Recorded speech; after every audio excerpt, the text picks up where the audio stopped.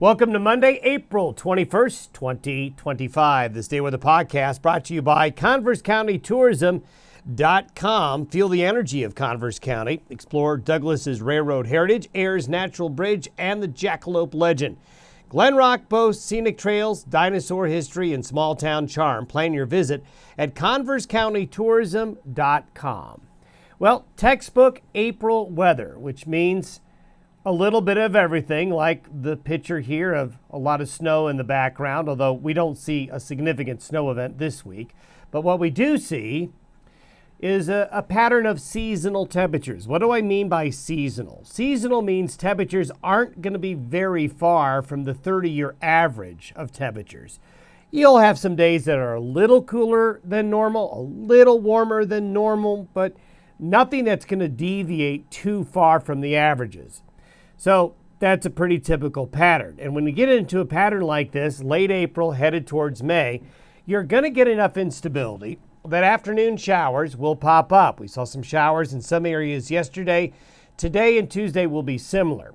Some instability, some afternoon showers with the warmest part of the afternoon. Now, we're going to see more instability, weak upslope, and the 3-day period of Wednesday through Friday will bring scattered showers and thunderstorms. Nothing to really organize them, but there will be a fair amount of activity, especially along and east of the Continental Divide, where a little bit of weak upslope is going to be able to kick off some shower and thunderstorm activity. That will then lead itself into a larger trough coming into the Great Basin over the weekend and then into the early parts of next week, and that keeps the instability around. That keeps the seasonal temperatures around and the opportunity for occasional showers and thunderstorms. We have a great shot here of the before and after with late last week's storm that came through the region. Before the storm system, it looked like this, looked like that after that. Boy, that's springtime in the Rockies, isn't it? Beautiful shots there. And there, look at what Easter Sunday looked like in the Lander area with all that heavy, wet spring snow that fell in the Wind River Basin and along the east slopes of the Wind River Mountains. That's one particular area that has benefited very well in March and April. Can't say that for everybody, that's for sure. But there's some areas that have done very well this spring and other areas missing out. Great shot there of the low clouds against the foothills west of Colorado Springs and a nice frosting of snow and frost conditions on the trees there. If you can take a peek underneath that stratus deck, looking at the sun shining there on the foothills. Heavy snow in the Bighorn Mountains with late last week's storm system and the wind and the clouds making for kind of a cool brisk scene there at Glendo Reservoir. And then we had those low clouds and you could really see the instability in the atmosphere. It's at one moment, it still looks like winter. At one moment, it looks like spring. There's a little bit of spring and winter there with snow on the Owl Creek Mountains, but the vertical development of the cumulus clouds there, just a classic spring photo. And here's another one right along the Montana-Wyoming border yesterday with those showers that developed along the northern tier of Wyoming into southern Montana. And this is a view like this that you're seeing here is going to be a good kind of snapshot of how the afternoons are going to look, especially Wednesday through Friday. All the way down into northern New Mexico, reported some snow squall activity over the weekend. Good to see the moisture finally getting down there. Also, if you look very, very carefully, we've got a sun pillar right here near Chugwater this past weekend.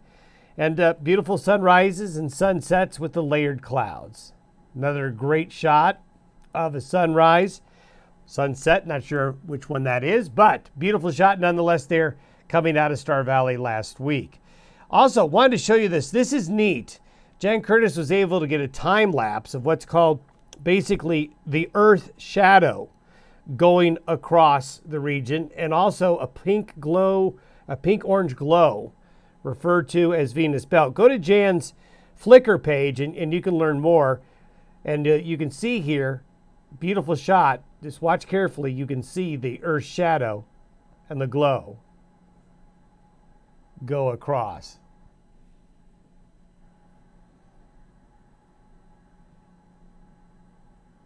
Pretty neat. Thanks, Jan, for sending that in. Now, as we take a look at what is coming, satellite image this morning, you can see the system that was here late last week is now into the upper Midwest, headed towards the Great Lakes. You can see the patch of clouds here. This is the moisture and instability that's going to be moving through the region today. And we're going to see satellite photos like this just about all week, where you're not going to see a really organized storm, but little waves are going to come off the Pacific, and we're going to get the cloud buildup, and we're going to get the spring showers interdispersed with moments of sunshine. Just typical April conditions. And there you can see the weak low pressure, the frontal boundaries. There's the stronger storm in the upper Midwest. When we take a look at where we're going to be by noon today, we have that upper level low that you just saw in the satellite imagery coming on through. So that will destabilize the atmosphere. The heat of the day, even though it's not terribly warm, the warmer part of the afternoon will help build those showers.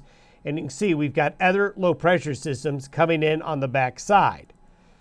Then as we get into Wednesday, we have another little low coming through. Now this one is taking a track a little bit further south. Now with the low pressure west of the divide and pressures dropping a little bit, on the surface, there will be a natural flow of more moist air wanting to come up from the southeast. Not a strong flow, mind you, but enough that as we get into the Wednesday, Thursday time frame, when pressures drop in the Great Basin, air always goes from high to low, and the counterclockwise rotation around this low just brings this natural flow. This is one reason why this time of year you start to get more frequent shower activity. Late April, into May, into early June, you still have low pressure systems coming, and you're in an environment where the jet stream is weaker, and this allows that surface wind flow to occasionally come in from the south and east, which is what you want to get those April showers and May showers going. As we go into Thursday, that low is still there, and we have another trough coming in. So this is going to bring that 3-day period of weak upslope flow, instability with the colder air aloft coming in with these waves. This is for Friday. So that's that 3-day period where the low is hanging in west of the region. Temperature-wise, this is kind of what I might my seasonal. This is the 5-day average from today through Friday. So you can see there's a tendency to be a little bit cooler than average in the north, a little bit warmer than average in the south, but nobody's off kilter. Nobody is really widely too cold or too warm. So what you want to look for, you look at your average temperatures. The 30-year average, and you're going to be looking at temperatures 50s and 60s, a little bit warmer down south for the week ahead. Now, when we look at what we're going to see with these little waves, these are the thunderstorm strikes, at least the potential to where they could be this afternoon. This is where they're going to be on Tuesday. You can see a bit more down here and into Colorado.